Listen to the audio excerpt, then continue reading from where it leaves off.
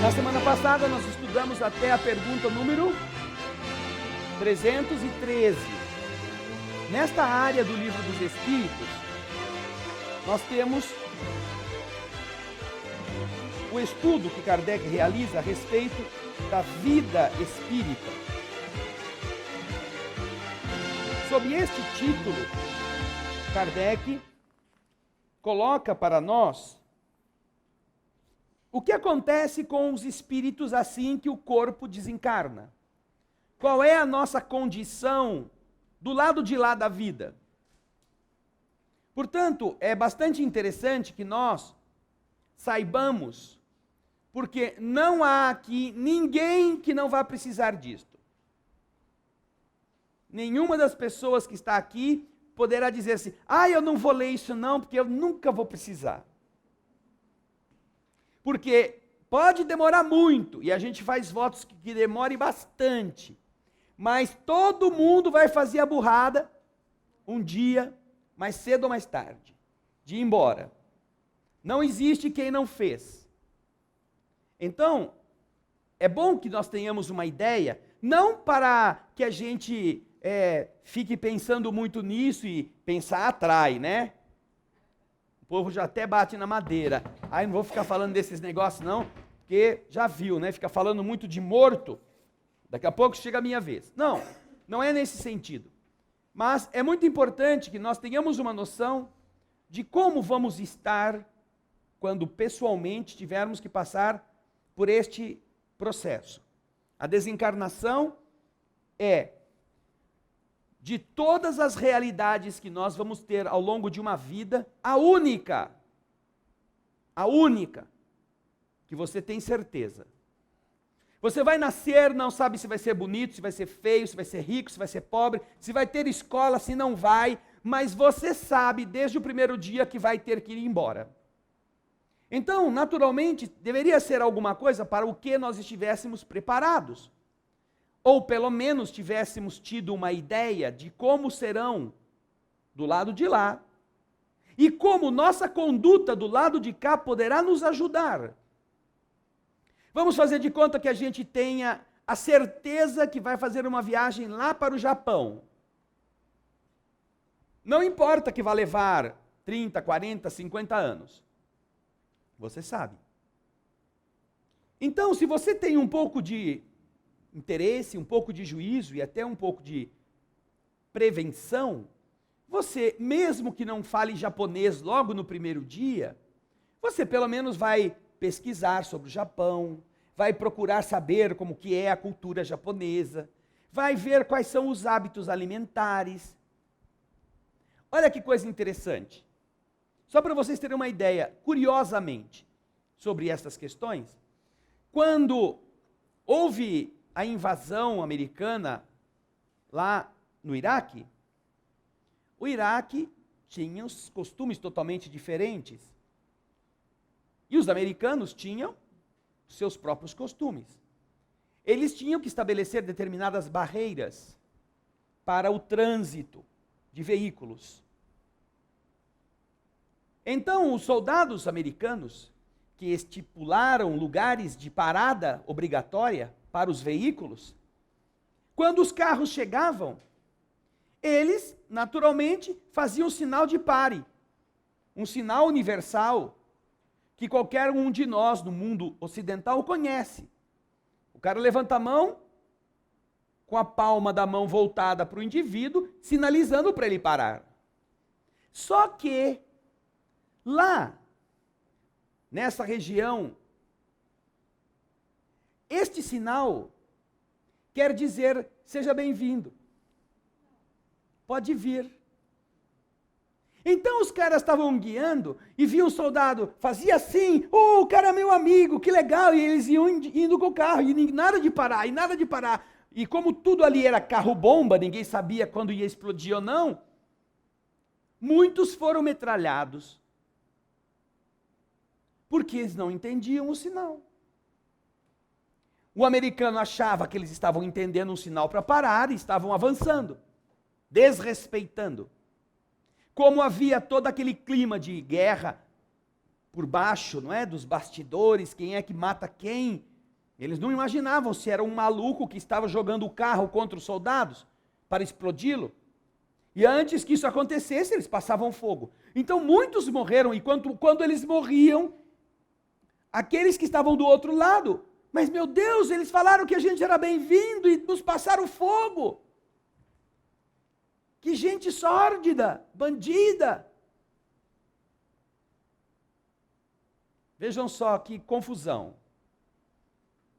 Então, quando você tem uma viagem, e esta viagem não há como você evitá-la, será prudente que você aprenda se este sinal é pare mesmo.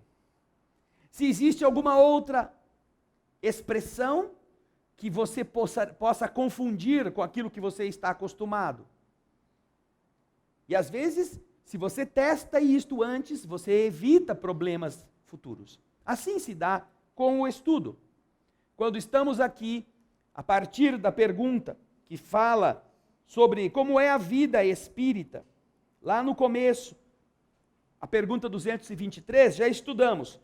O que são os espíritos errantes? O que são mundos transitórios? Quais são as percepções, as sensações e os sofrimentos dos espíritos? Espírito sente? Espírito pode sofrer? Como é que é isto? Como que ele escolhe as próprias provas? Como são as relações dos espíritos entre si, do outro lado? Ai, vovô morreu antes de mim, agora eu estou indo para lá, ai, que bom que eu vou encontrar vovô.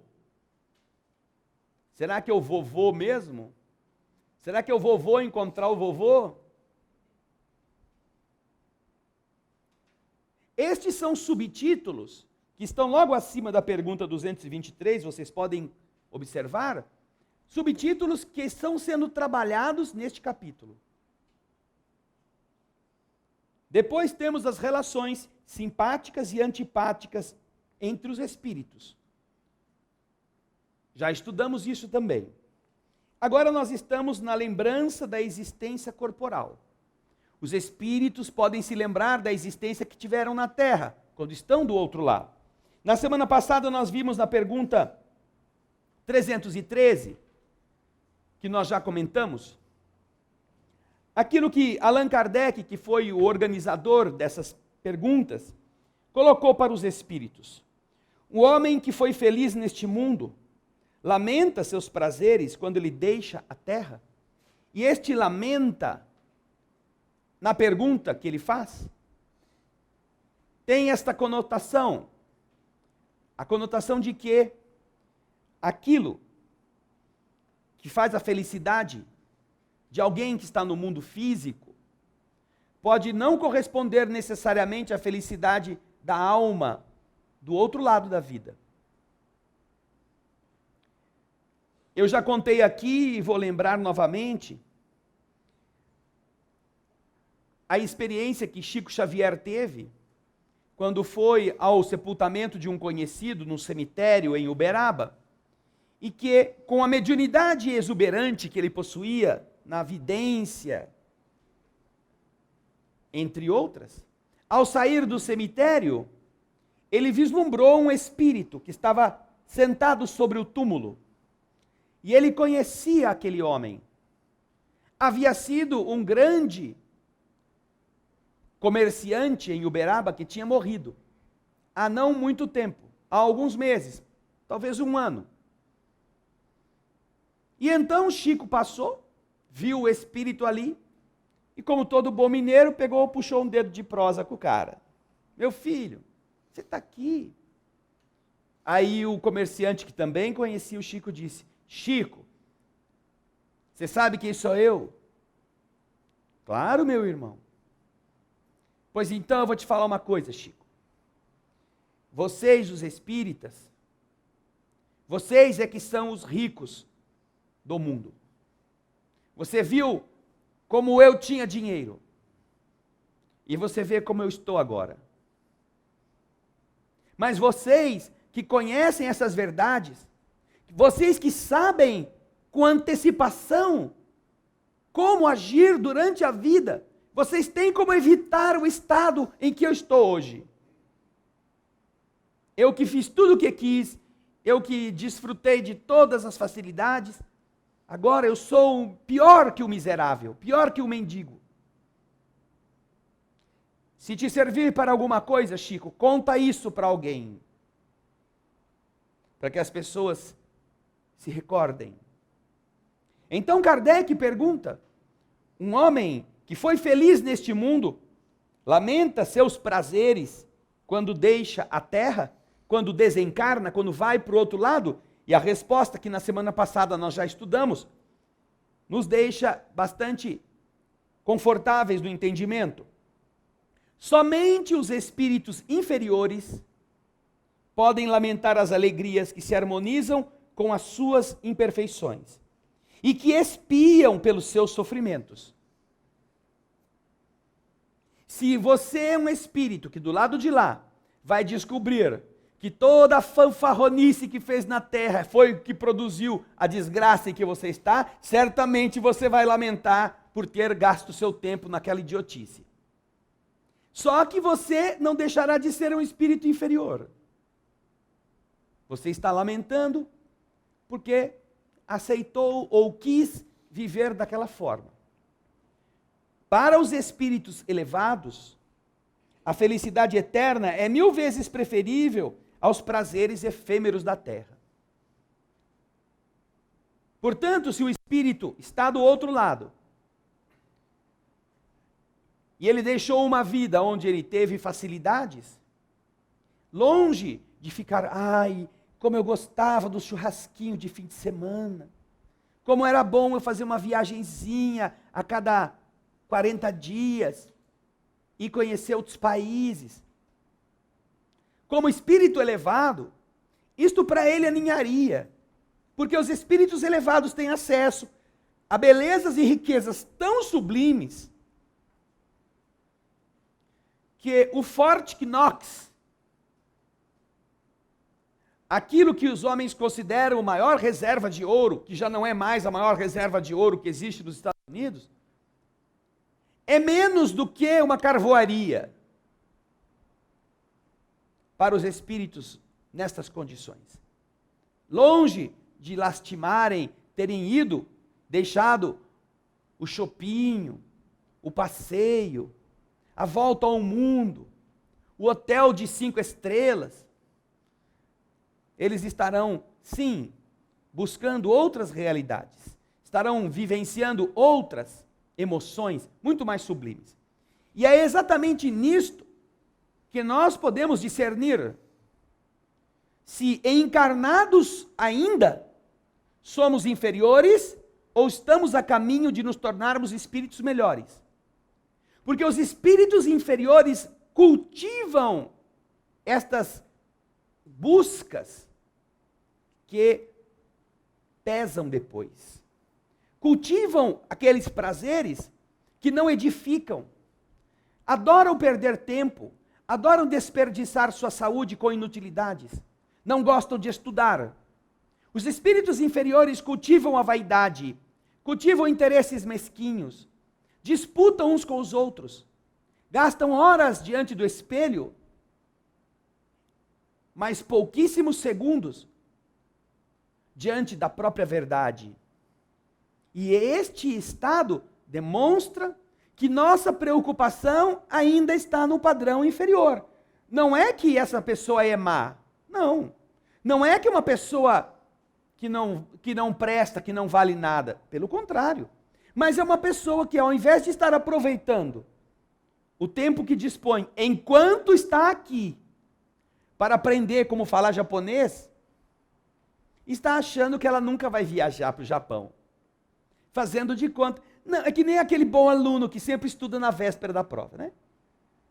Quase não vai na aula, quando vai na aula é só para saber o que vai cair na prova, pega um caderno do colega para tirar xerox. No tempo em que ainda tinha esses negócios, porque hoje em dia é tudo por computador, pede para o cara passar matéria por e-mail, né? Aí estuda em casa, e aí estuda na véspera, para ir bem na prova. Ah, mas o professor mandou fazer um trabalho. Ah, legal, entra lá no Zé Moleza. Vocês conhecem o Zé Moleza, né? O site Zé Moleza, onde você pode botar um assunto e pegar o trabalho pronto. Só que o professor tem o Zé Dureza. Ele tem um programa que ele passa, ele varre os trabalhos para ver se esse trabalho foi copiado da internet. Mas o bobão acha que ele vai resolver a sua capacitação copiando e colando, copiando e colando, copiando e colando. E entregando depois um trabalho que ele não fez, que ele não aprendeu.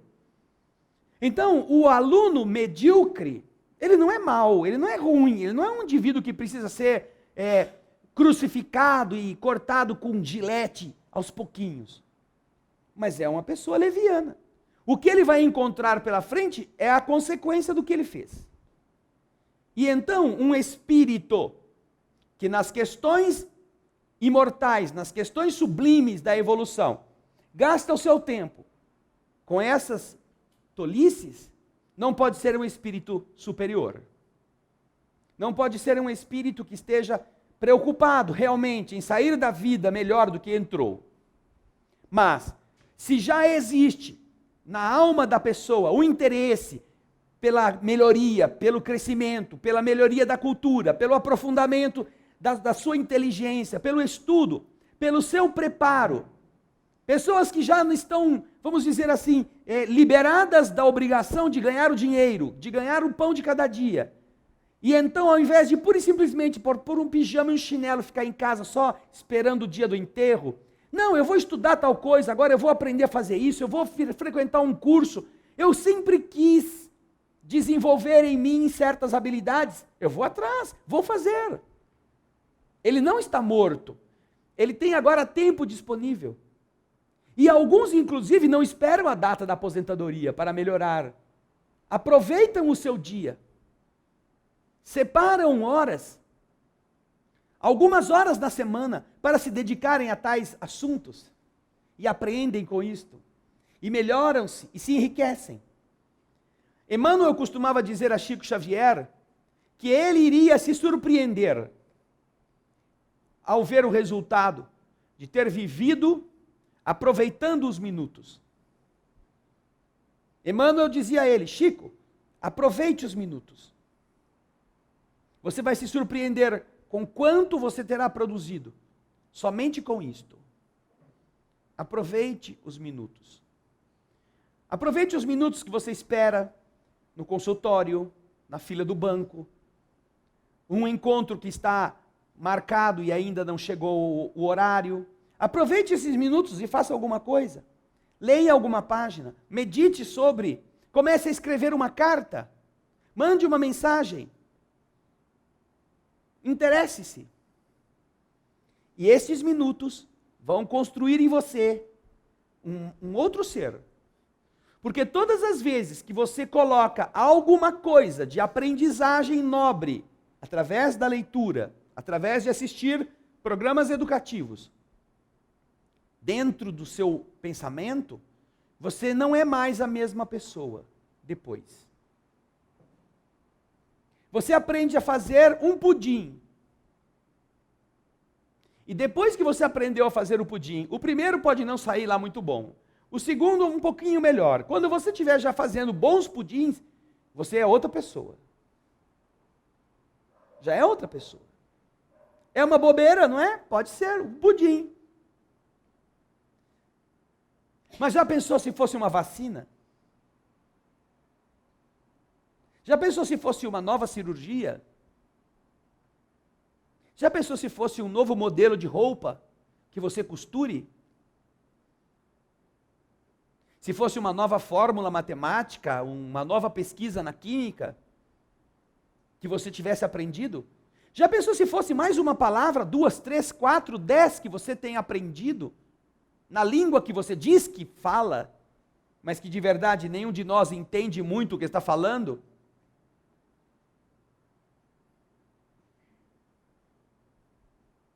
Cada vez que você aprende alguma coisa, você se enriquece. Você é outra pessoa. Então isto significa você interessado em evoluir. Essa é a característica do espírito superior. Não é do espírito puro, não é do espírito ultra elevado, não. É do espírito que está acordado para melhorar, que está com vontade de fazer isso. E certamente, se ele se empenha, e ele aproveita poucas coisas do tempo disponível, ele, ao final, terá somado muito mais do que ele imagina. Então, como nós vemos aqui, só os espíritos inferiores lamentam os prazeres que perderam. Da mesma forma que um espírito encarnado inferior lamenta, ai que pena, eu não pude ir naquela balada que teve nesse fim de semana. Pô, o negócio estava bom, morreram 3. Estava legal lá. Emocionante. Pena que eu não fui. Na próxima eu vou. Não que a balada seja ruim, mas estamos falando de uma diversão, de uma coisa que não modifica a pessoa para melhor. De uma coisa em que as pessoas vão buscar um encontro que nunca acontece. Num ambiente em que as pessoas não se conhecem e não querem se conhecer. Quando muitos se tocam para descobrirem certas emoções ou relembrarem certas emoções, mas se tocam assim meio sem compromissos. Todas as pessoas que estão buscando alguma coisa sabem que não vai conseguir encontrar ali algo que seja profundo. E cada um de nós, sem preconceitos, pode avaliar aquilo que está gostando de fazer. Aquilo que nos parece atraente. E ao observarmos o que nos atrai, nós poderemos fazer um perfil daquilo que nós realmente estamos preparando para o nosso amanhã. Essa pergunta 313 já foi tratada na semana passada. Agora a pergunta 314. Aquele que começou grandes trabalhos com um fim útil e que vê estes trabalhos interrompidos pela morte, no outro mundo, do outro lado da vida, ele lamenta o fato de tê-los deixados inacabados? Pode ser que algumas pessoas tenham este medo. Aliás, só quando nós entendemos a possibilidade da reencarnação, da multiplicidade da vida, nós descobrimos que existe sentido em estarmos no mundo.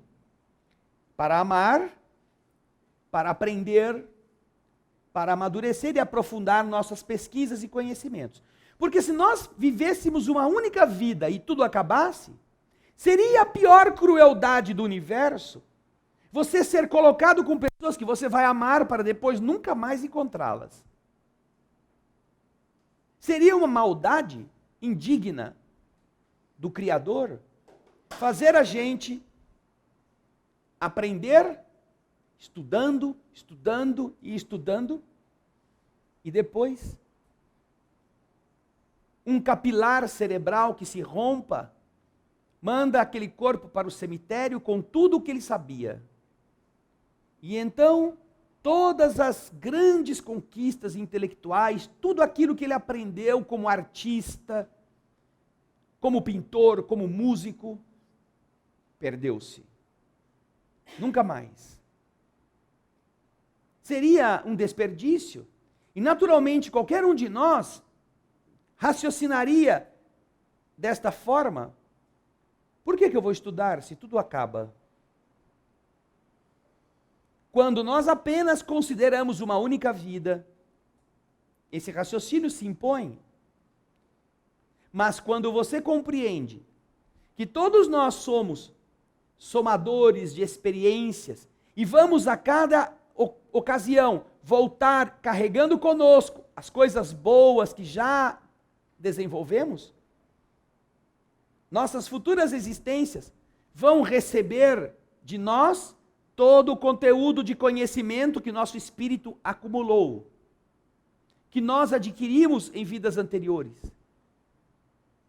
Aquilo vai brotar como facilidades, como coisas que você carrega já no arcabouço de suas lembranças e não tem muito esforço para desenvolver. Estas são as inclinações naturais que as pessoas têm, por exemplo, desde a infância, para certas matérias na escola. Pessoas que na matemática vão muito bem. Pessoas que em línguas estrangeiras fazem isso facilmente, logo já estão falando. Pessoas que têm facilidades para a dança, para a prática esportiva, para ciências, enquanto outros são avessos a estas áreas. Isto é fruto de um preparo do espírito já em outras épocas. Agora, se nós temos então esta visão, que é a mais compatível com a lógica divina, ou seja, nós podemos viver muitas vidas. Ninguém vai morrer, a não ser o corpo físico que você veste como a roupa que se estraga. Vale a pena você se tornar melhor a cada dia. Vale a pena você amar as pessoas, porque elas morrerão só no corpo e você continuará a tê-las. Vale a pena, porque você irá partir, outros vão ficar, mas você vai reencontrar-se com ele, porque eles também vão para o Japão. Vai chegar o dia. Então, quando nós entendemos esta realidade, poderemos certamente lastimar. Puxa, agora que eu estava chegando no resultado daquelas experiências, agora não vou ter tempo de conseguir terminar isto. Mas Kardec pergunta: estes que começaram grandes trabalhos com fins úteis, e que vê estes trabalhos interrompidos pela sua morte, lamentam no outro mundo o fato de tê-los deixados inacabados? Nós temos Schubert, Franz Schubert, compositor alemão, que legou-nos a sua sinfonia, chamada de Sinfonia Inacabada, porque não houve o tempo necessário para que ele terminasse, uma vez que a sua enfermidade se tornou cada vez mais intensa e ele não conseguiu encerrar esta sinfonia. Ela existe. Existem rascunhos dos terceiro e quarto movimentos. Mas ninguém ousou fazer com que esses rascunhos fossem completados, porque raramente a Terra vai ver um outro Schubert com a riqueza da sua capacidade inventiva. Não há notícia na história da música de um compositor que fosse tão profícuo, tão original, tão exuberante nas melodias que ele inventava. Vivia sem recursos, mas era convidado por todos para encantar as festas na Alemanha daquele tempo. Tanto que as reuniões eram chamadas de Schubertíadas. Por quê? Porque ele estava lá. Aquilo que hoje é uma fogueira onde carne se assa, bebida se toma e futebol se assiste, naquele tempo era um conjunto de pessoas interessadas em sentir a beleza da música, em cantar, em admirar essa poesia. E essas Schubertíadas eram vivenciadas em grupos, nas casas de pessoas que tinham naturalmente instrumentos compatíveis.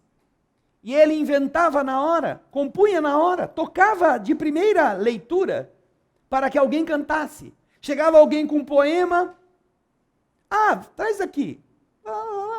Punha o poema, punha já com a música, e então eles cantavam ali, ficavam embevecidos. É uma arte riquíssima, que conhecemos em língua portuguesa pelo nome de Lied. Schubert tinha tanta beleza no que fazia, que quando pediam para ele tocar alguma coisa de inventado na hora, falavam assim, chamavam essa peça de improviso. Improvisa aí alguma coisa, Schubert. E ele então improvisava, inventava, compunha na hora de cabeça. Mas as coisas eram tão lindas, que depois as pessoas falam assim, toca de novo. Mas aí ele já tinha esquecido, já tinha passado. Ele tinha um arcabouço da ideia musical na cabeça, mas... E as pessoas ficavam tão assim indignadas de que aquilo se perdesse, que passaram a dizer para ele, não, você vai fazer o improviso, mas você vai escrever. Então Schubert passou a escrever aquilo que se chama de improvisos. Peças para piano, que ele compunha na hora, na frente das pessoas, e já as executava. Mas com a escrita musical, elas já ficavam ali patenteadas. Não tinha como as pessoas se esquecerem. E então aqueles que gostam de música, que têm o ouvido, que se apetece com essa beleza, que busca esse tipo de harmonia, podem procurar no YouTube. Hoje em dia a internet permite tantas pesquisas em termos musicais. Coloque lá, improvisos de Schubert. Escutem. 2, 3, 4, 5. São maravilhosos. Só para piano. Mas ele não teve tempo de terminar a sua 8ª sinfonia. A 8ª sinfonia ficou inacabada. E ela também é muito bonita. Alguns conhecem algumas partes da melodia, porque foram usadas em filmes, em shows. Mas vale a pena você escutar as 2 partes que foram acabadas por ele e perceber como elas são vigorosas na beleza. Mas ele não teve tempo. Vitimado por uma doença venérea, contraída naturalmente naquilo que era talvez a diversão mais comum naquela época, ou a única. Ele vê a sífilis galopar e desencarna entre alucinações da febre que o consome. Do lado de lá, este é um dos exemplos que se pode aqui colocar. Outros como Louis Pasteur.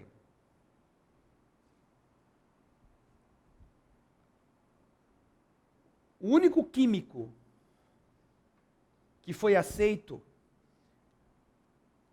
como membro da Academia de Medicina de Paris, da França. Ninguém imagina isso. Mas foi o primeiro que realçou a importância do procedimento da asepsia para os próprios médicos. Na época de Pasteur, os médicos se orgulhavam de andar com os aventais sujos de sangue, o que indicava que eles eram excelentes médicos, cirurgiães, porque tinham muitos clientes. Mas esse tipo de atividade, sem os cuidados, começou a produzir uma grande quantidade de mortes em pacientes que foram atendidas nas clínicas oficiais, pagas a preço alto, que morriam de febre puerperal. Mulheres que acabavam de ter filhos e que na mesma enfermaria viam-se contaminadas, uma depois da outra. Aí, Pasteur descobriu, analisando, que na escola de medicina, onde os alunos faziam os toques vaginais preparatórios do parto, o número de mortes de mulher contaminada era bem menor do que na clínica principal, onde só os barões da medicina operavam. E ele começou a estudar por que isso acontecia. Alguma coisa estava ocorrendo nisto, que atuava de forma diferente. E então ele foi ver e ele percebeu que como os alunos tinham que fazer o toque para aprender a ver como funcionava o mecanismo, havia o professor, havia lá numa enfermaria 10 mulheres e havia 10, 15 alunos. Então o primeiro tocava uma, aí o segundo ia tocar a outra, o terceiro tocava a outra e assim os 10 iam tocando, sem contaminar de uma para a outra.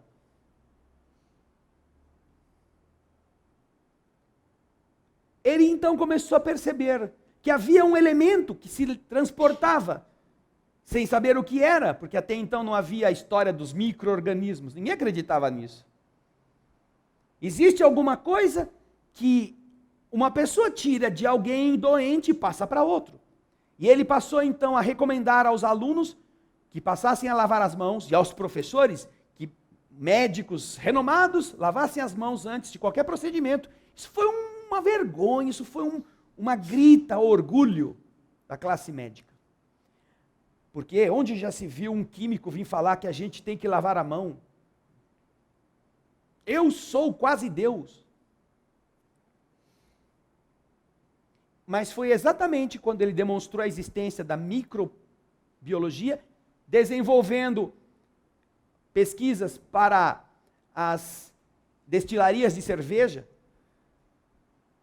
quando ele tem que fazer o processo da levedura, através de micro-organismos, produzir o álcool adequado para que a cerveja chegue à qualidade que se buscava, que ele percebe que existe naquilo micro-organismo que reage. E a partir daí ele desenvolve todo esse processo de pesquisa na área da infectologia. E ele pesquisa de forma incansável. Sofre um acidente vascular cerebral, perde a mobilidade de um dos braços e de uma das pernas, tem um conjunto de cientistas que se formaram junto dele no Instituto Pasteur de Paris, agora financiado pelo governo, está empenhado em fazer a pesquisa da vacina contra a raiva, mas já não tem mais condições físicas para isto. E então entrega estas pesquisas já no fim da sua vida a outros, para que eles desenvolvam estes novos medicamentos. Não pôde concluir com tudo. Kardec também não pôde fazer tudo o que tinha planejado. Pergunta Kardec aos espíritos, portanto. A gente que está com planos, que iniciamos algumas tarefas nesta área, da ciência, da arte, da beleza, mas que por uma infelicidade do destino, a viagem para o Japão chega mais cedo do que a gente estava esperando.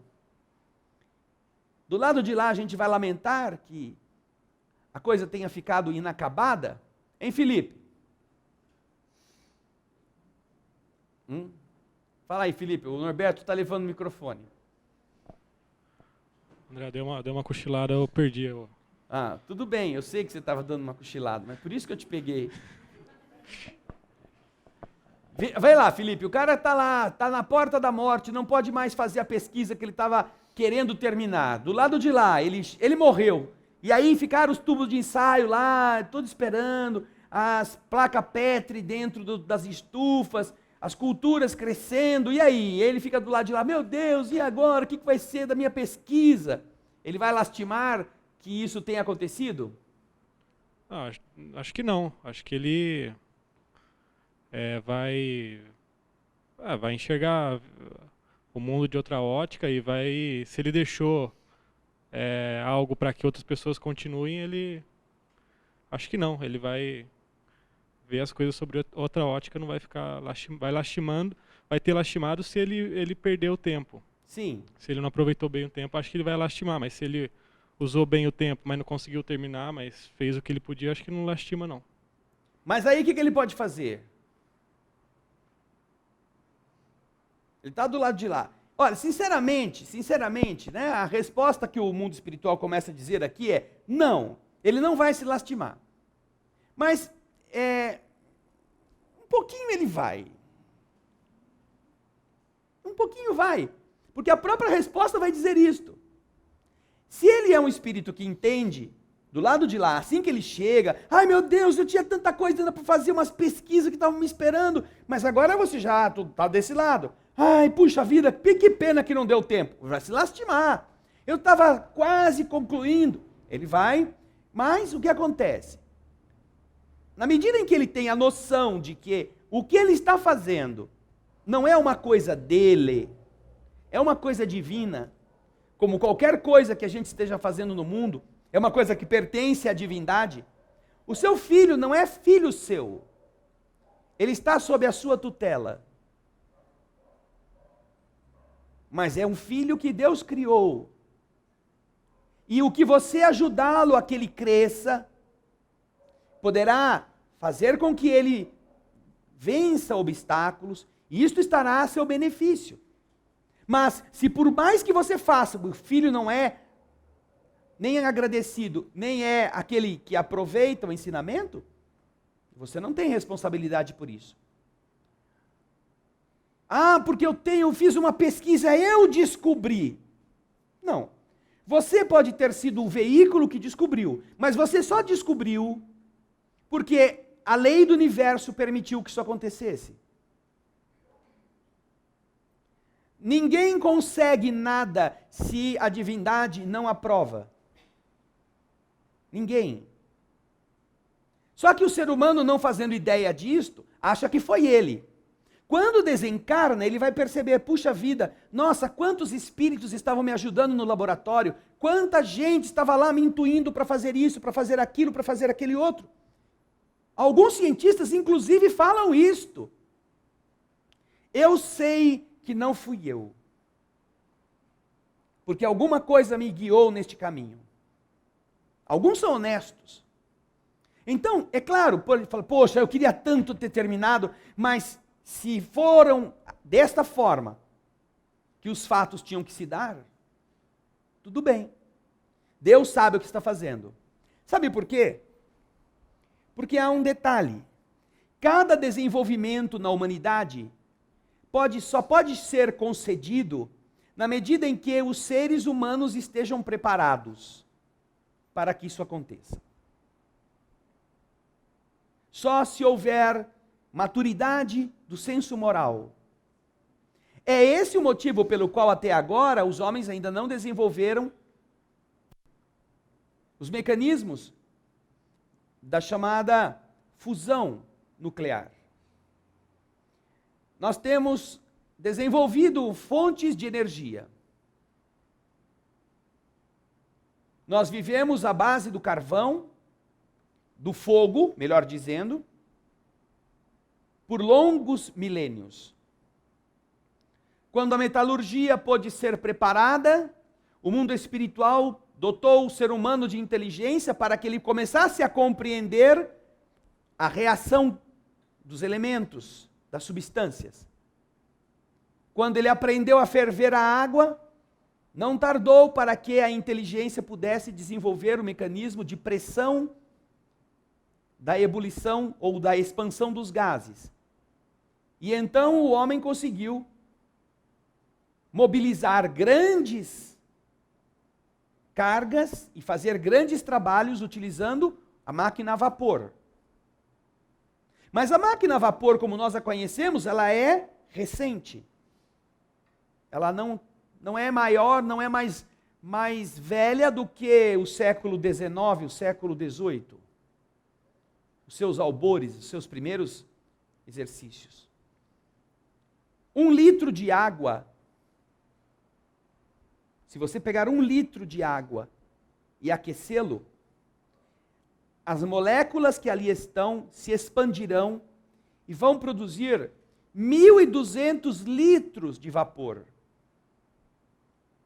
Para você ter uma ideia do espaço que ocupa 1 litro de água. Com 1 litro de água, então, em ebulição, você tem um volume de vapor tão enorme que, sob pressão, você é capaz de mover um motor, mover pistões. E então surge a máquina a vapor, surgem os eixos, que com a caldeira e a água fazem grandes serviços. Depois nós temos o mecanismo da energia elétrica, desenvolvido também pela inteligência. O vapor, apesar de ser bastante útil, ele exigia maquinário pesado, coisas assim muito volumosas, o risco da explosão, o calor em si, o abastecimento. Então você vê aquelas Maria-Fumaças antigamente, tinha que parar, encher de água, botar todo aquele carvão, lenha, e ficar jogando para aquilo queimar e ela poder andar. Era a gasolina daquele tempo. Depois surge a descoberta do petróleo, o refino, o motor a explosão. Mas todas essas etapas foram sendo ganhas, conquistadas com o avanço da inteligência, uma coisa puxando a outra. Até que nós chegamos no motor a explosão, porque 1 litro de combustível fóssil tem uma carga de energia acumulada bem maior do que 1 litro de água. Produzindo, portanto, um poder, fazendo com que o homem pudesse sair do solo e flutuar, voar. Desenvolveram, então, mecanismos de agressão. Com o processo químico em avanço, os homens começaram a produzir armas. E vamos ver na Primeira e na Segunda Guerra Mundial armas envolvendo combustíveis, bombas, V1, V2, movidas a álcool, algumas delas, em reações. Até que chegamos no período do fim da Segunda Guerra Mundial com a descoberta ou o entendimento do funcionamento da energia nuclear. Então você vê da água ou do fogo para o vapor para a energia elétrica para a energia de combustível fóssil para a energia nuclear. E ainda assim, utilizado como um mecanismo de destruição. A energia nuclear, uma bomba de Hiroshima, ela tem uma composição que não é maior do que uma caixa de sapato. O mecanismo de reação da chamada massa crítica do urânio enriquecido é com uma quantidade ínfima de urânio que você produz aquela explosão, medida em toneladas de dinamite. O impacto, portanto, é extremamente gigantesco, com uma carga menor, pequenininha. Nem se compara ao que produz 1 litro de água. Mas quando você chega ao ponto de aprender não mais a fissão nuclear, porque a bomba atômica ela é o choque de elétrons, de prótons, contra os outros, e isso em expansão gigantesca, destruindo, produzindo energia e calor. Mas a fusão nuclear é o que mantém as estrelas funcionando. Não é a fissão nuclear, não é a quebra, é a transformação de um elemento em outro. O homem ainda não tem a autorização divina para fazer isto. Porque nós não temos o equilíbrio necessário, o domínio moral adequado para que isso não se converta na destruição total do nosso orbe. Então, a cada passo, esta conquista ela é supervisionada pelos espíritos também. Então alguém que desencarna, Ah, eu era um cientista tal, eu deixei uma parte da minha vida enfiada lá no laboratório. O que vai ser disto? Quando ele descobre que as forças sublimes estão por detrás, administrando todo este processo, ele vai entender por que ele não teve tempo, entre aspas, para terminar a pesquisa. Mas ele vai entender também que ela não está impedida de prosseguir. E se houver a autorização do mundo espiritual, porque eles sempre querem que a gente melhore, que a gente progrida, eles vão colocar uma outra pessoa para fazer o desenvolvimento que ainda ficou pendente. E até podem ajudar os que foram embora, aqueles que estão no lugar deles. Podem um apoiar o outro. Isso é muito comum, sabe no quê? Em afastamentos familiares. Ah, você desencarnou, ficou sua esposa na terra. Ela jurou para mim que ia ser fiel até o fim, ela não vai casar com nenhum outro. Ela já teve a sorte de você ter ido embora e deixado ela sossegada. Agora, você ainda vai querer que ela fique de luto até que ela desencarne também? Alguns que têm essa noção ególatra, não é? Podem imaginar que o universo é feito de domínios afetivos. Você vai ser dono, você vai ser dona para o resto da vida. Mas quando você aprende, quando você melhora, você começa a entender outras realidades. E do lado de lá, você vai ver, por exemplo, a sua esposa tendo que criar 2, 3 filhos pequenos, sem a sua ajuda. Tendo que se sacrificar terrivelmente. O seu marido abandonado, porque você agora não está mais ao lado dele, como a criança que ele não sabe nem trocar fralda. Que ele tem que cuidar e não tem quem faça isso. Será que não é mais adequado que você possa ajudá-la a encontrar um companheiro? Ser daquele que vai atrás de procurar inspirar alguém para que se acerque e que possa ser um bom pai para os filhos que você deixou, ou que possa ser uma boa mãe para aquela criança que aquele homem vai ter dificuldade de criar. E se você encontrar alguém que se disponha a cuidar do seu filho, como se fosse filho dela, será que você não amaria esta pessoa? Será que você não teria por ela uma gratidão, por ela ser agora a sua mão acariciando aquela criança? Você que não pode mais estar ali por um tempo? Então, da mesma forma que acontece com esses pesquisadores, com essas pessoas de ciência, também acontece no nosso dia a dia com a afetividade. Nós podemos também ser ajudados por aqueles que foram embora, a fim de que as nossas lutas possam ser enfrentadas com menos dificuldades. E é aquilo que os Espíritos nos respondem na questão 314. Aquele que foi para o outro lado da vida, que começou grandes trabalhos com um fim útil e que os vê interrompidos pela morte, lamenta no outro mundo tê-los deixados inacabados? Não, porque vê que outros estão destinados a terminá-los. Ao contrário, procura influenciar outros espíritos humanos a continuá-los. Seu objetivo sobre a Terra foi o bem da humanidade. Esse objetivo é o mesmo no mundo dos espíritos. Portanto, ele não pode ser egoísta achando que o trabalho é dele, porque senão ele não tem uma noção cósmica do que ele está fazendo. Mas se o esforço dele era para produzir o bem, não importa que o bem venha com o nome do outro, o que importa é que o bem venha, não é?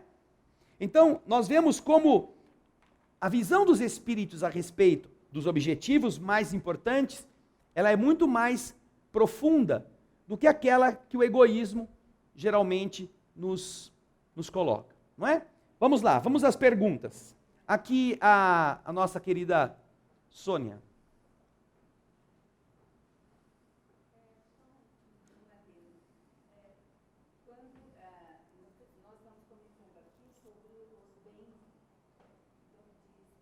iluminados que vieram com essa missão, então já têm conhecimento.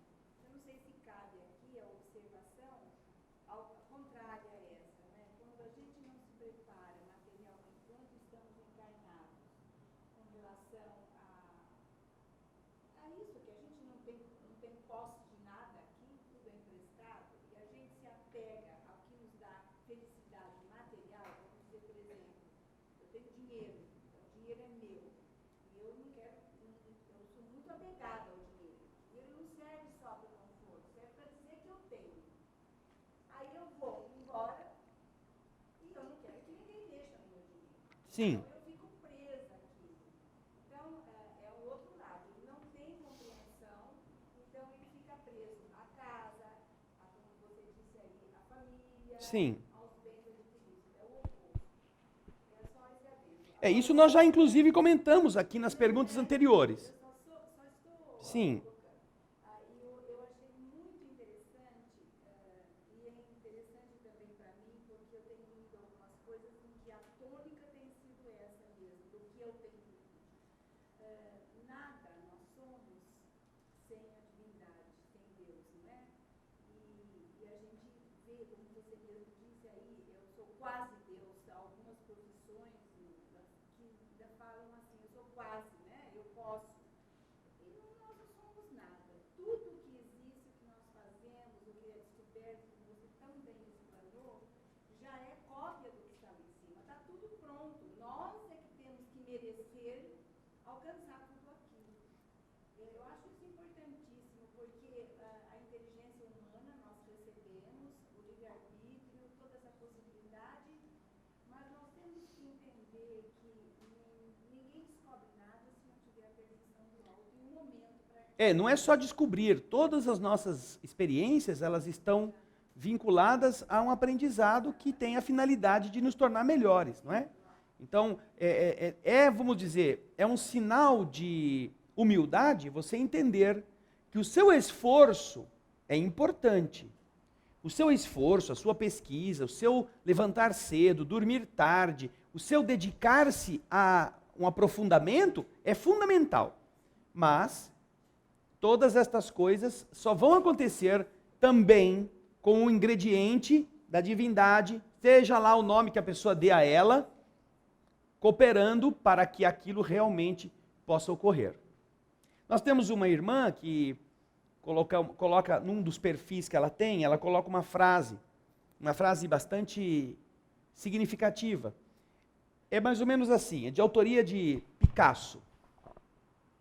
Essa frase, ele diz, pelo que eu me recordo, eu não posso obrigar a inspiração a acontecer em mim,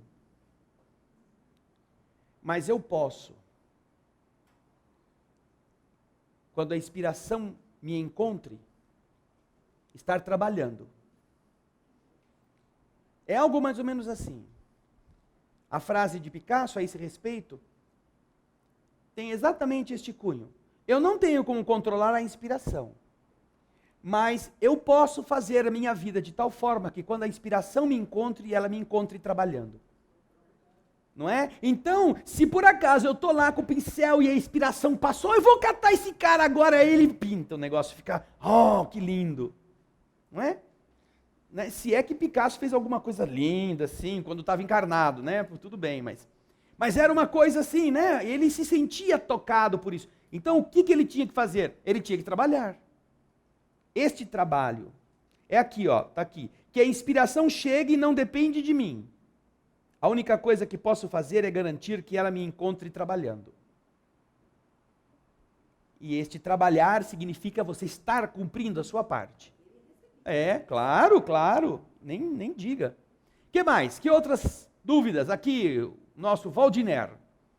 Se esta evolução, essas preocupações do cientista, da ciência, chegaria ao ponto de buscar pesquisar o ectoplasma, os fios fluídicos, a humanidade está caminhando nesse sentido? Sim.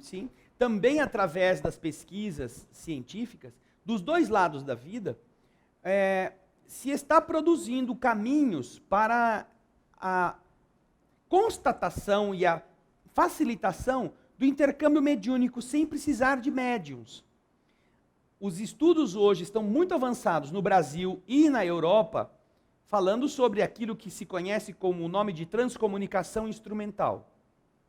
Aparelhos desenvolvidos com determinados padrões de magnetismo físico e que também estão em uma linha divisória em relação ao magnetismo espiritual, que podem ambos interpenetrar-se e então os espíritos podem impressionar a matéria através destes aparelhos. Podem transmitir imagens, podem transmitir sons e esses sons podem ser gravados. De tal maneira que eles fiquem constatados e possam depois ser averiguados. Isto é uma das experiências que se está fazendo, não apenas entre os pesquisadores encarnados, mas alguns que eram pesquisadores disso na Terra, que desencarnaram, estão do lado de lá também desenvolvendo aparelhos para fazer as mesmas coisas que eles estavam fazendo aqui. Ou seja, ambos estão trabalhando, os dois lados estão trabalhando, ora os que estão lá reencarnam, ora os que estão aqui desencarnam para ver a máquina dos dois lados da vida e ver como fazer com que elas se acoplem de uma forma melhor. O que propiciará o quê? Propiciará uma segurança maior a respeito da existência do espírito, comprovado cientificamente.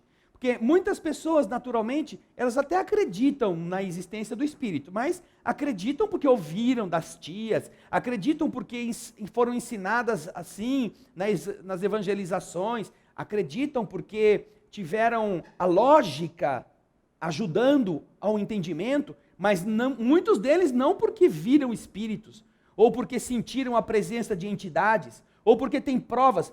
O que fazia Chico Xavier naquelas sessões em que ele recebia cartas?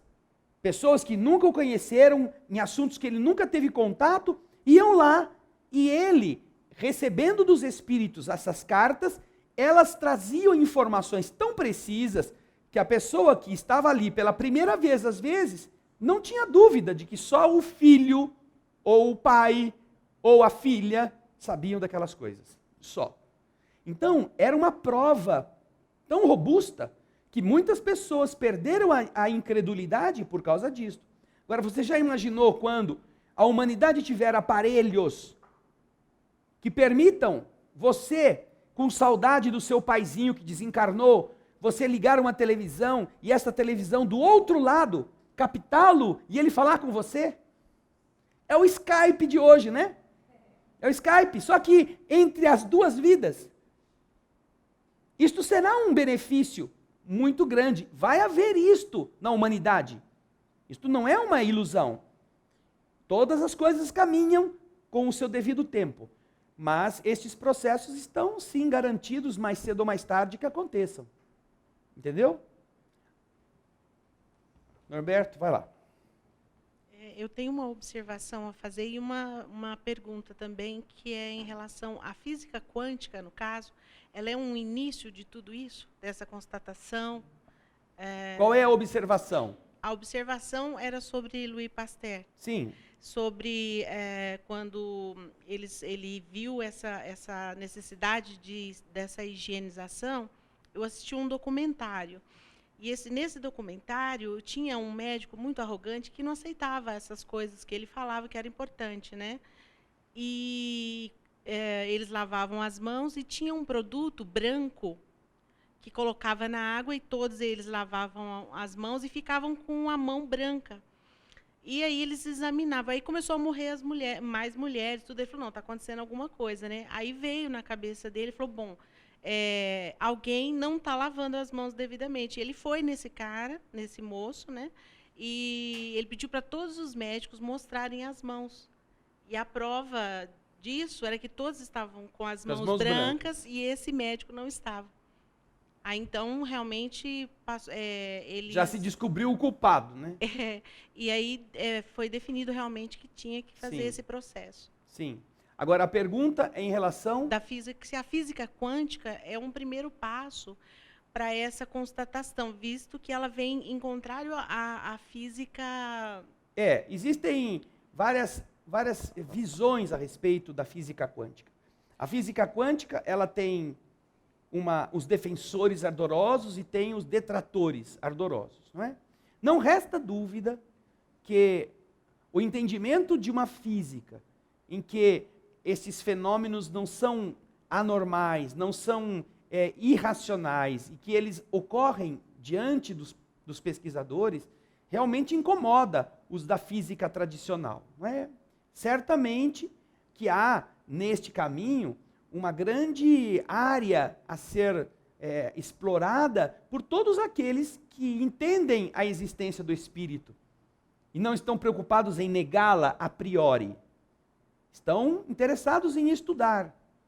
Os estudos da física quântica têm procurado, não nesse sentido de maneira direta, mas os resultados estão levando os homens cada vez mais perto da constatação da existência de alguma coisa muito superior à matéria, ao corpo físico. E é claro que quando eles disserem, descobrimos os espíritos, aí alguém vai falar assim, mas eu não acredito. Vocês vão ter que provar. Cadê a fotografia? Então, ainda há muito conflito nesse sentido, mas não resta dúvida de que eu acho que essa abordagem vai aprofundar-se mais ainda a ponto de que os ortodoxos, vamos dizer assim, os da física tradicional, não tenham mais muita coisa para contrapor. Né? Pergunta. É uma dúvida.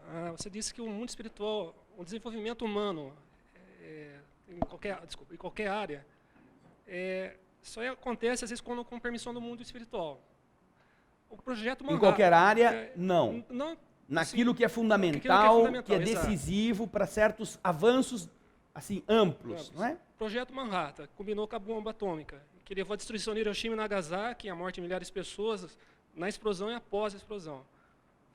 Teve essa permissão, será também?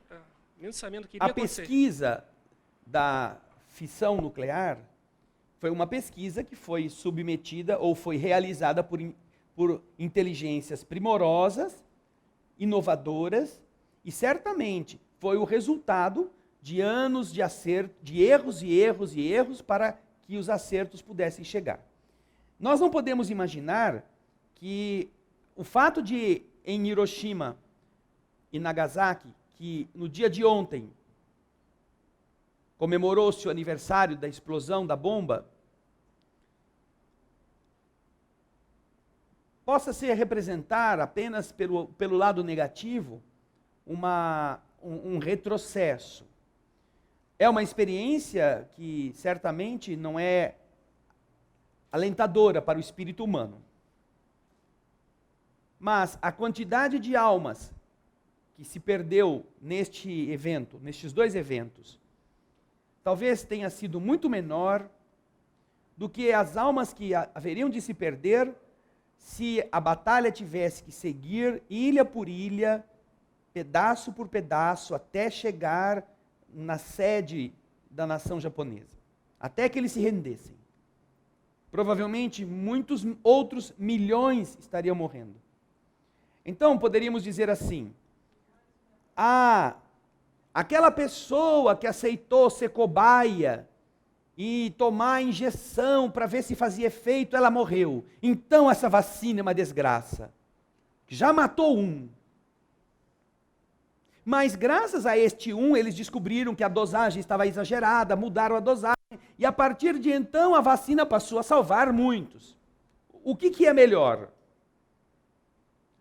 É claro que não é o que Jesus tem que administrar, não é um convento, considerando a humanidade. Jesus tem que administrar um bordel dentro de um presídio. Portanto, os métodos de administração para que você consiga colocar este tipo de espírito dentro de determinados padrões não podem ser os mesmos que você poderia utilizar em um ambiente onde as pessoas são dóceis, são pacíficas, são interessadas. Não dá. Por isso é que existem os efeitos das enfermidades, das guerras.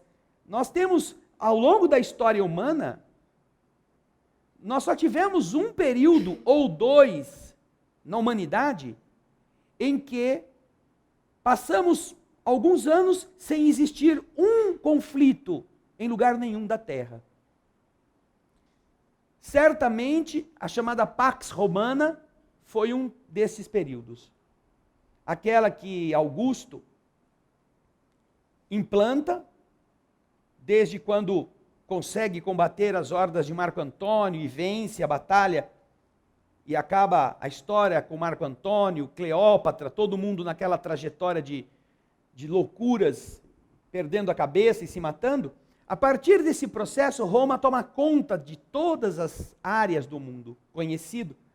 E então, ela impõe a paz pela força. E neste período, é conhecida a Pax Romana exatamente por não haver guerra. Mas de lá para cá, não tem um dia em que alguém não esteja atirando em alguém. Por isso, Robernei, eu não vejo como uma coisa ruim o fato de você ter conquistado o domínio da tecnologia nuclear. Porque a partir daí, mesmo que você tenha explodido 2 bombas, nunca mais se ouviu ninguém explodir bomba atômica. Mas você passou a ter toda a ação da radioterapia, as pesquisas na ciência médica, os avanços no desenvolvimento de motores ligados ao processo de funcionamento radioativo. As sondas espaciais que estão funcionando, elas se mantêm com combustíveis nucleares. Então, existem muitos benefícios que, conduzidos com razoável sabedoria pelas autoridades do mundo, têm beneficiado graças a essa conquista.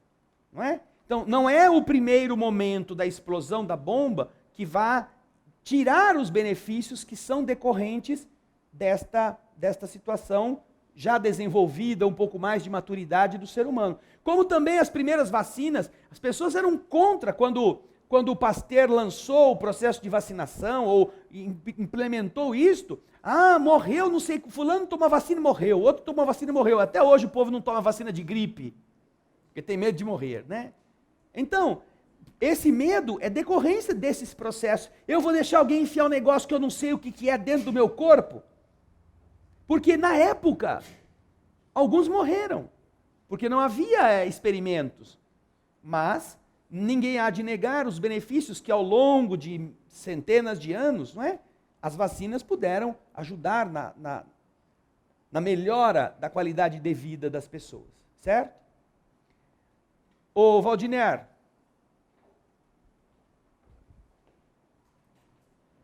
Fala, Valdiner. Essa é bem curtinha. Então já acabou. Tudo bem. É bem curtinha. Vai lá, Valdiner. De que um brasileiro consultou os superiores que ele não estava satisfeito porque ele não teria feito o avião para ser utilizado para a humanidade para matar os seus semelhantes. Não seria com esse objetivo que teria feito. Procederia isto? Você está falando da história de Santos Dumont. No dia 23 de julho de 1930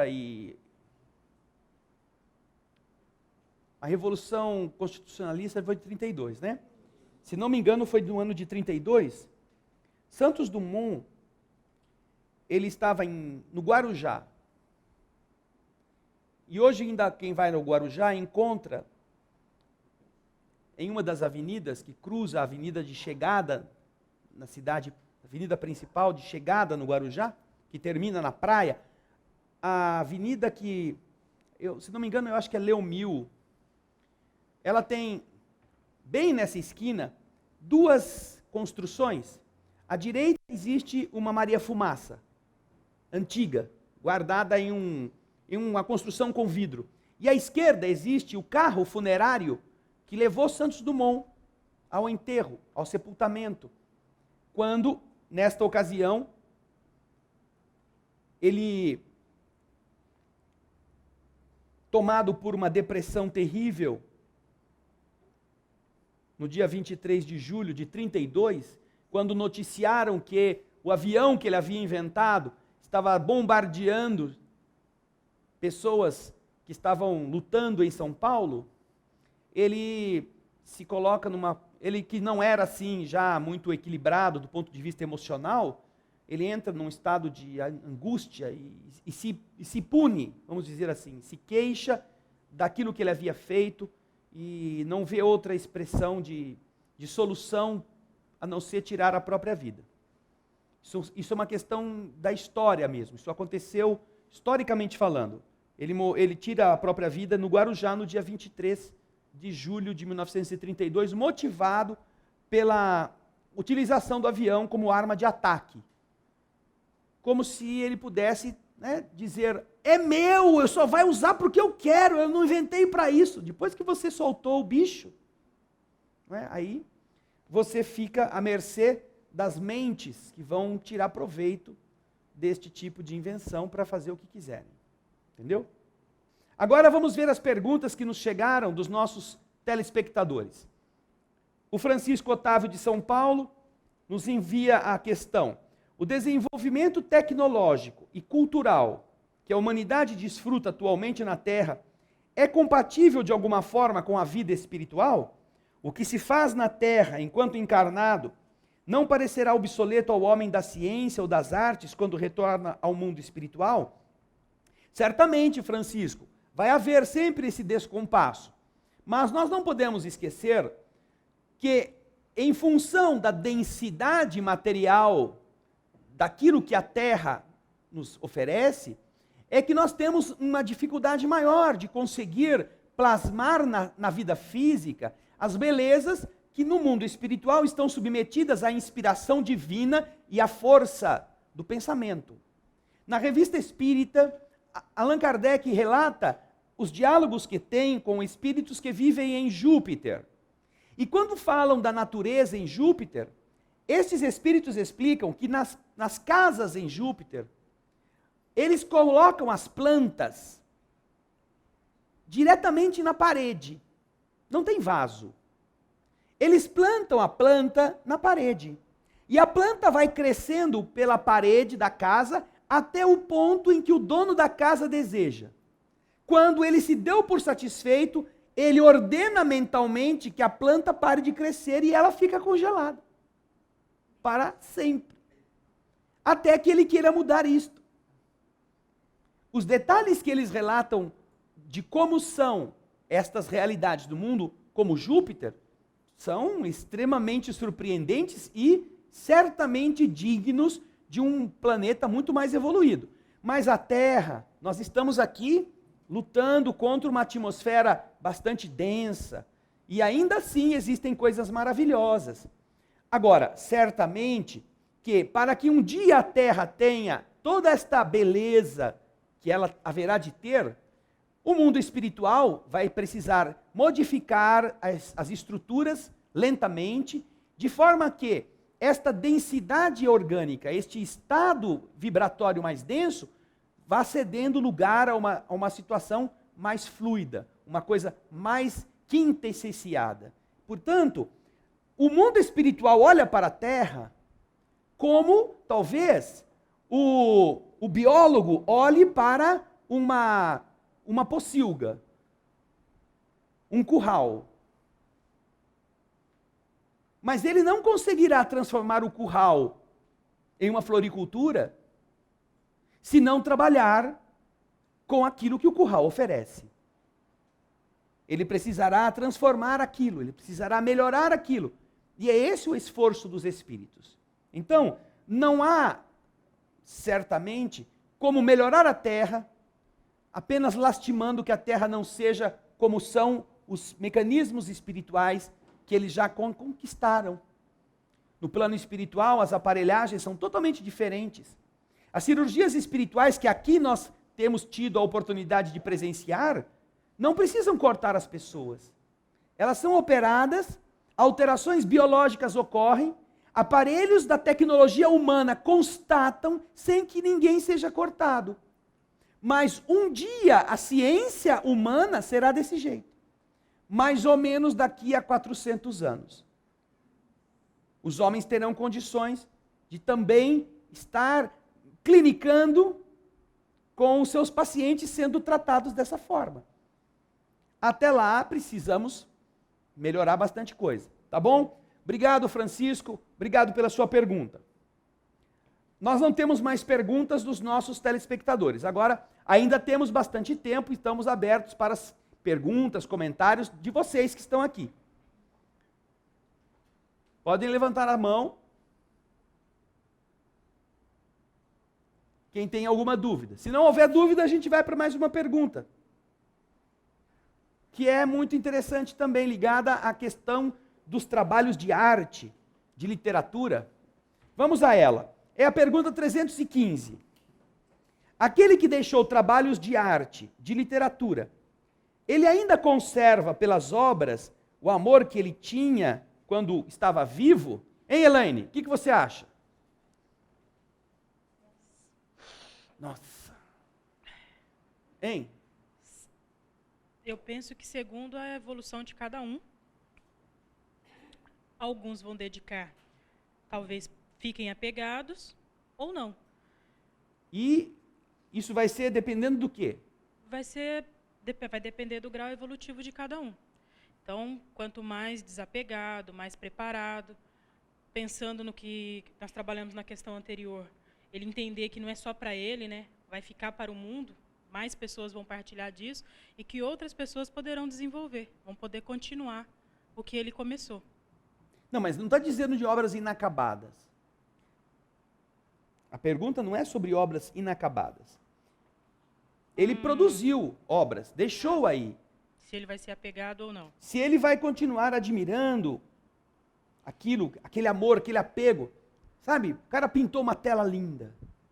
Monet fez lá todas as ninféias, todos os seus jardins que estão lá no L'Orangerie.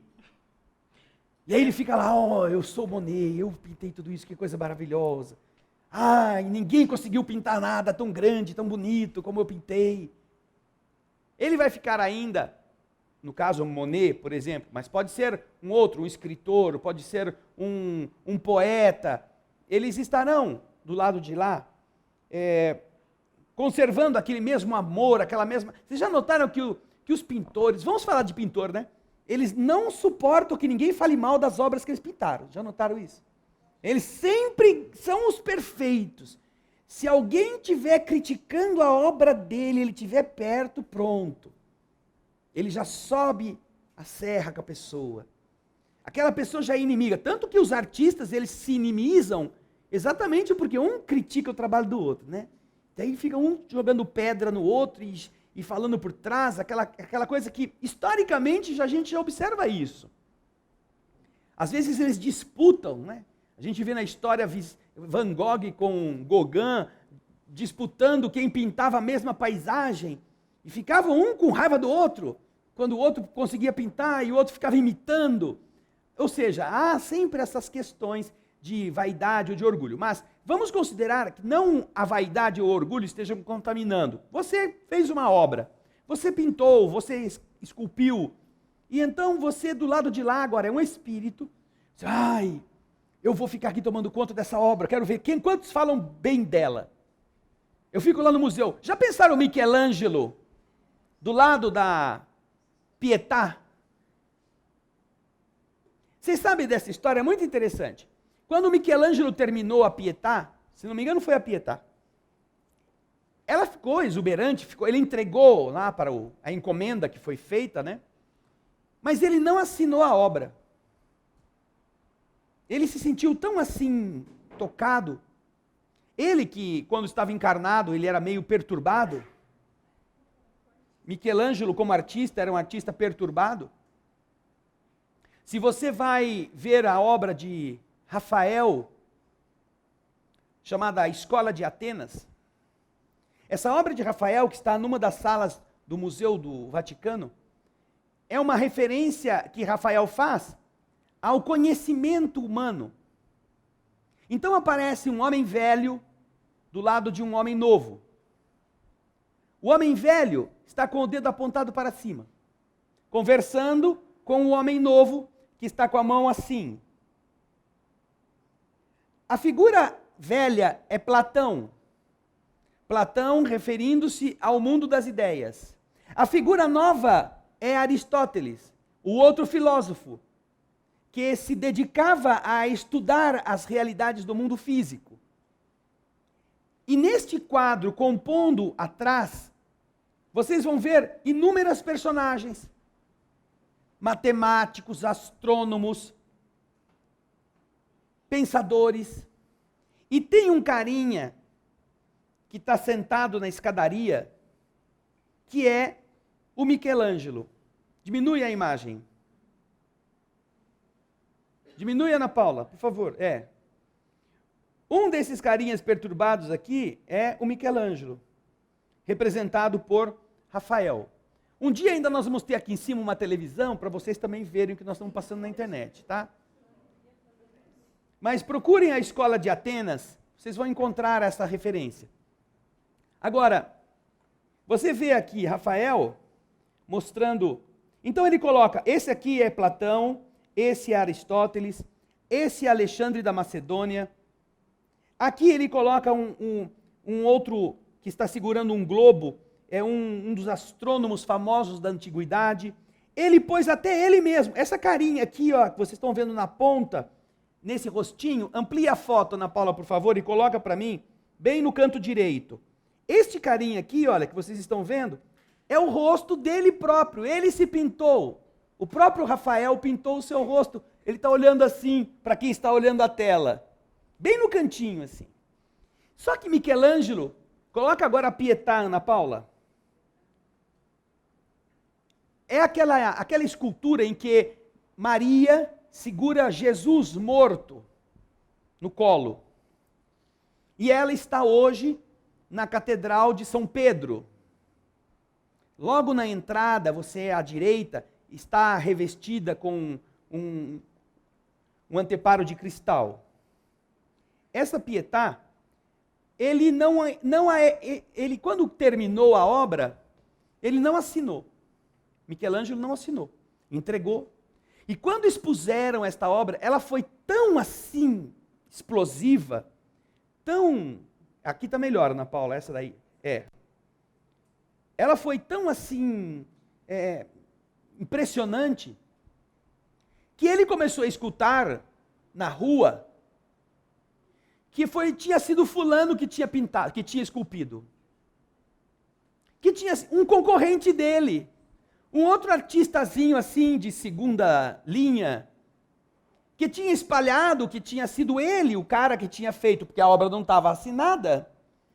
Ele não teve dúvida, pegou o formão, o cinzel, foi lá onde estava e esculpiu o nome dele, para que ele ficasse sendo responsável, como o que vai receber os méritos. Obrigado, Gaspar. Obrigado, Andrezinho. Os méritos pela obra que fez. Obviamente, você imaginar que está até hoje lá o Michelangelo lustrando a Pietà, enquanto o povo está lá. Não chega perto, fui eu que fiz. Eu sou Michelangelo. Né? Então, será que os espíritos estão preocupados ainda, mantendo esse apego às obras que deixaram? Mesmo essas grandes obras que são admiradíssimas pelas pessoas até hoje no mundo, vai depender do quê? Da elevação do espírito. Pode acontecer de ele estar apegado? Pode. A gente fica apegado a Fusca 63, não é? Carro velho, ai, morri, meu carro, ninguém vai tocar, eu vou ser o obsessor do Fusca.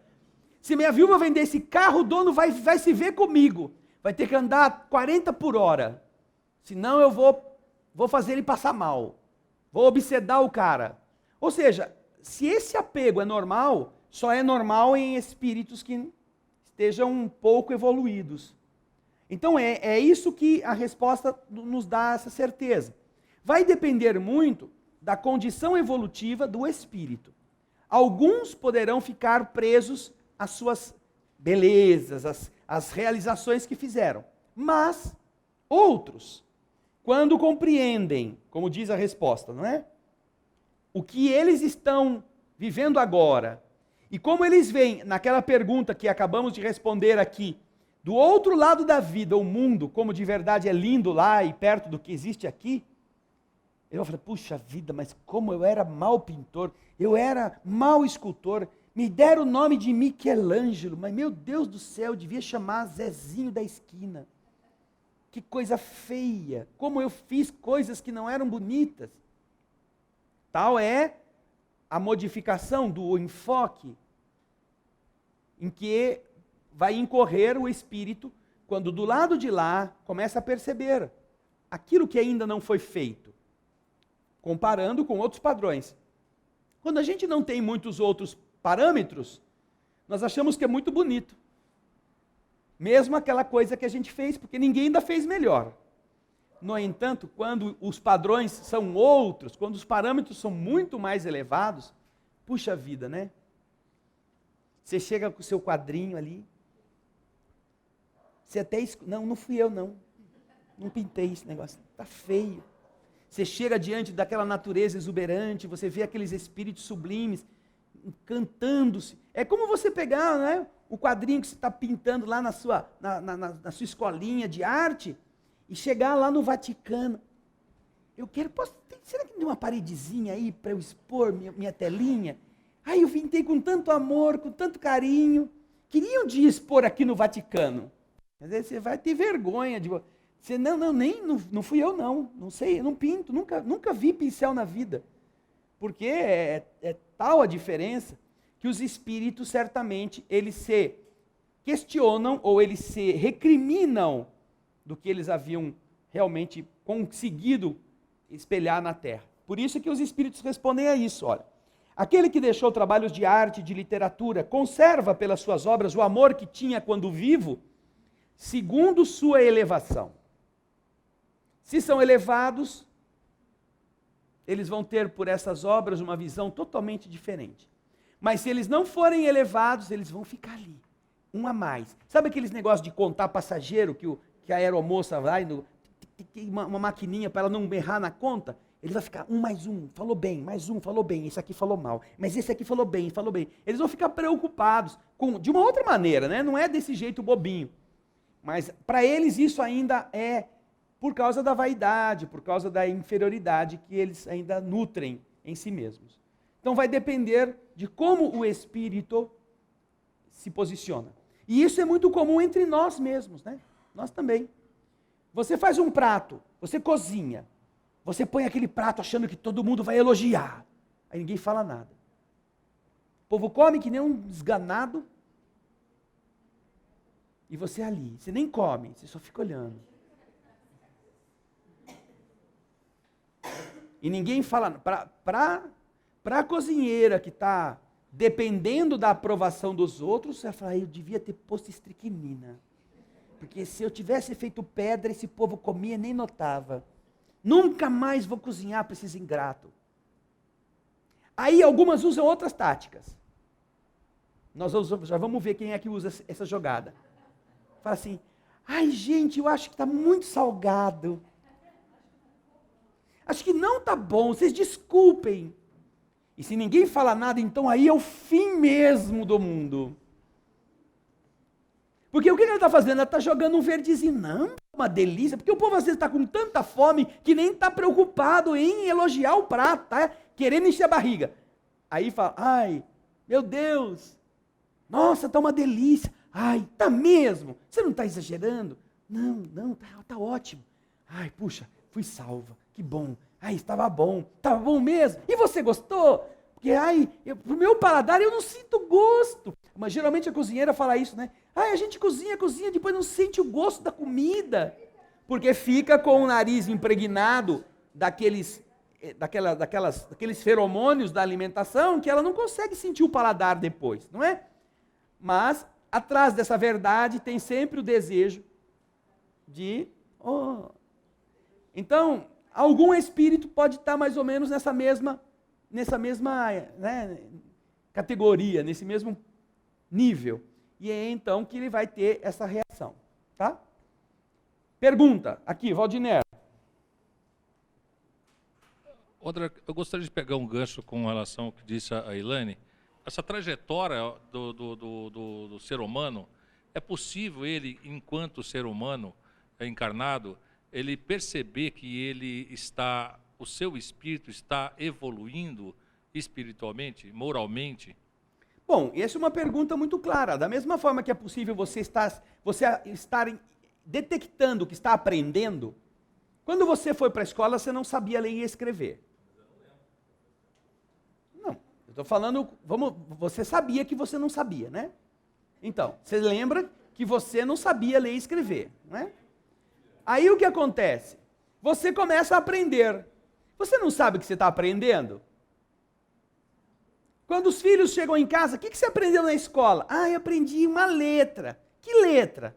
Ah, é uma bolinha com uma perninha.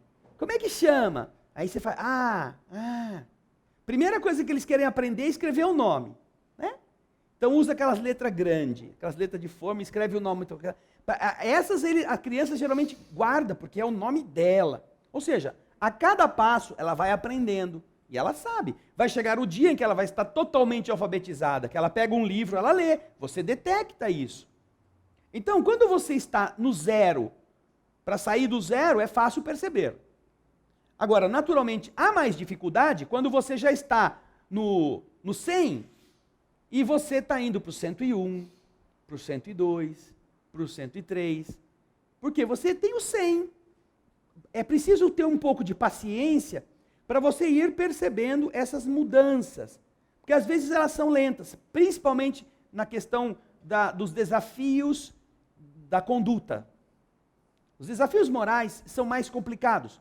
O aprendizado é mais fácil de você detectar nas ciências, no raciocínio, nos conhecimentos da vida prática, em que você manipula números ou situações fora de você. Mas o avanço moral, quanto você melhorou no egoísmo? Quanto você melhorou no ciúme? Quanto você melhorou no apego? Você passa uma semana sem xingar ninguém. Aí no fim de semana o seu time joga e perde. Aí você xinga tudo que não xingou a semana inteira. Ai, meu tinha melhorado, já piorei. Ou seja, você fica com um critério mais difícil para você se autoavaliar. Agora, esta ainda é uma coisa muito interessante. Quem tem filho aqui, levanta a mão. Vocês nunca viram seus filhos crescerem, não é? Vocês nunca viram. Você olhou para ele agora, 5 minutos depois ele já estava grande. Você nunca viu isso. Mas passa 3, 4, 5 dias sem ver seu filho, você já sabe que ele cresceu. Pô, mas esse cara está maior. Semana passada ele não estava desse tamanho. Ou seja, o crescimento é tão lento que na hora você não detecta. Mas passado um tempo, você olha para trás, você olha para o filho, daquilo que você se lembra para como ele está hoje, você vê que ele cresceu. E se você bobear muito, quando você vê ele já é um cara grande, já está saindo de casa. Meu Deus do céu. Como é que ele cresceu tão depressa? Que é o grande reclamo de muitos pais, né? Nossa, gente, eu não vi meu filho crescer. Estava trabalhando, estava ganhando dinheiro, estava preocupado com um monte de bobagem. Meu filho cresceu e não me avisou. É da natureza. As pessoas crescem. Mesmo passando fome, mesmo passando frio, os diabinhos esticam. É a mesma coisa com a gente. Nós vamos melhorando. Nós melhoraremos sempre. Pela força das coisas, nós melhoraremos. Mas é que às vezes precisamos passar por uma temporada assim até avaliar como a gente é. Agora, quando você insere valores novos, informações melhores, isso fica mais fácil de você fazer. Você acelera esse processo. Se você só ficar comendo a mesma coisa todo dia, você leva muito mais tempo para detectar uma mudança. Mas se você insere padrões diferentes em todas as áreas da vida, você vai ver que você consegue agilizar estas mudanças de uma forma ainda mais intensa. E é mais perceptível. Mais perceptível. Bem, nós chegamos ao fim do nosso encontro. Conseguimos andar 2 questões hoje, não é? Olha lá. Fomos até a 315. Na semana que vem vamos para a 316. que também está mais ou menos na mesma direção, não é? O Espírito se interessa ainda pelos trabalhos que se executam sobre a terra, pelo progresso das artes e das ciências? É a pergunta que na semana que vem nós estaremos trabalhando. Bem, nós vamos então agora fazer a prece, fechar os olhos. Obrigado, Senhor, por mais este dia, pela alegria de podermos estar na terra ainda, ocupando um corpo físico, coisa que já não acontece com milhares de pessoas, que ainda hoje voltaram para o outro lado da vida. E agora que podemos parar para meditar, para buscar entendimento, que nós possamos abrir a mente, o sentimento e manter a nossa vibração conectada com a bondade dos Espíritos amigos. Estes que nos acompanham, que sabem de nossas lutas, não importa que estejamos aqui sentados ou que estejamos do outro lado da terra, como aqueles que nos assistem do Japão. Em toda parte, a bondade divina e o amor se mantém vigilante para ajudar a criatura a não desanimar, não se abater, a não desistir. Por isso, Senhor, te agradecemos. Cada problema que nos faz mais fortes, quando não fugimos deles, que nos ajudam a construir um ser interiormente equilibrado, quando nós desenvolvemos a paciência, a tolerância, quando temos a oportunidade de perdoar,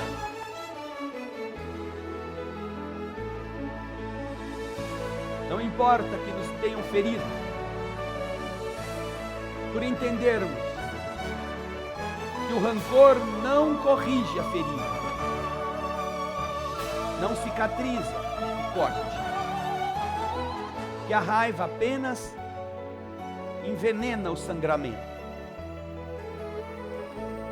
Que nós possamos, ao compreender as leis espirituais, ter coragem de aplicá-las, vencendo as nossas limitações, conveniências, os nossos interesses, exercitando a vontade contra a nossa preguiça, contra o nosso comodismo, compreendendo que nós não seremos melhores enquanto não inserirmos coisas melhores, coisas novas no nosso modo de entender. Enquanto não abdicarmos dos velhos hábitos, dos costumes que já nos garantiram dores conhecidas, problemas identificados, para que, renovados, nossas escolhas levem nossos passos para outras estradas, menos espinhosas, menos esburacadas. Que o estudo possa nos ajudar, iluminando a mente, a que nós, ao chegarmos ao dia de amanhã, possamos viver diferentemente, em novas escolhas. Agradecidos, portanto, Senhor, te oferecemos em silêncio, Pai.